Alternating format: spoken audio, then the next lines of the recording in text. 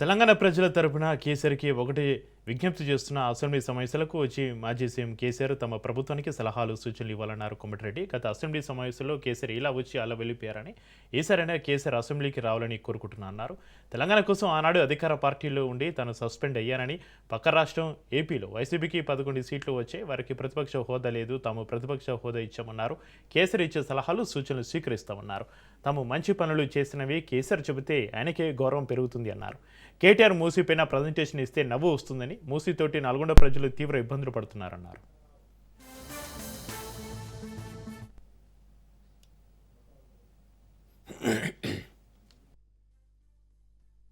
నేను ఒకటే విజ్ఞప్తి చేస్తున్నా, తెలంగాణ ప్రజల తరఫున 10 ఏళ్ళు ముఖ్యమంత్రిగా ఉండి ప్రజాస్వామ్యంలో మార్పు కోరుకున్నారు. కాంగ్రెస్ పార్టీ ప్రభుత్వానికి అధికారం ఇచ్చిండ్రు. దానికి వాళ్ళు ఇచ్చిన తీర్పుని స్వాగతిస్తూ అసెంబ్లీకి రావడం ప్రతిపక్ష నాయకుని బాధ్యత. నేను గౌరవ కేసీఆర్ గారిని వచ్చి ఈ ప్రభుత్వం చేసే మంచి పనులు కానీ, ఈ ప్రభుత్వం ఇంకేమైనా మార్పులు చేసుకోవాలన్నా, ఇంకేమైనా సలహాలు సూచనలు ఇస్తే తప్పకుండా నిజంగా ఆయన సూచన కరెక్ట్ ఉండి మేము చేసే పనులు ఏమైనా తప్పుంటే మార్చుకునే అవకాశం ఉంటుంది. కానీ ప్రతిపక్ష నాయకుడు అసెంబ్లీకే రాకుండా వచ్చి ఒక నిమిషం కూర్చొని నేషనల్ యాంథమ్ కాకముందే గవర్నర్ ప్రసంగం మన వచ్చినప్పుడు నేషనల్ యాంథమ్ కాకుండా వెళ్ళిపోయింది ఎమ్మడే. సంతాపం వ్యక్తం చేసిన వరకు కూడా ఉండలేదు.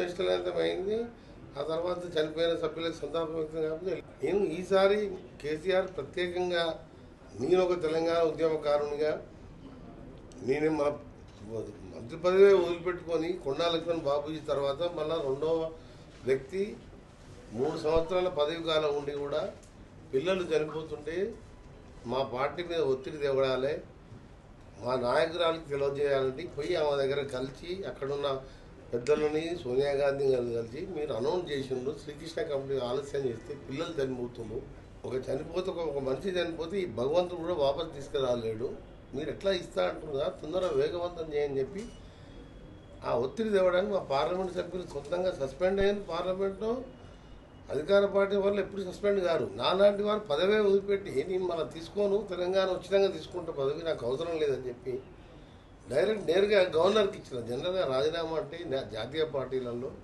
కానీ రీజనల్ పార్టీల్లో కానీ ముఖ్యమంత్రికి ఇస్తే ముఖ్యమంత్రి గవర్నర్ గారికి రికమెండ్ చేస్తారు రాజీనామా ఆమోదించామని. నేను ఒక తెలంగాణ వాదిగా రిక్వెస్ట్ చేస్తున్నా, మీరు రండి అసెంబ్లీకి. మీరు పక్క రాష్ట్రం ఆంధ్రాలో వాళ్ళకు 11 సీట్లే వచ్చి వాళ్ళకు ప్రతిపక్ష హోదా అడిగినా ఇస్తలేరంటే రాజ్యాంగం ప్రకారం 10% రావాలి కాబట్టి వాళ్ళు ఇస్తలేరు, అది వేరే విషయం. అయ్యాల నీకు 30 మంది సభ్యులు ఉన్న 9 మంది పార్టీ మారిన 30 మంది సభ్యులు అంటే చిన్న రాష్ట్రం, 30 మంది మంచి సభ్యులు.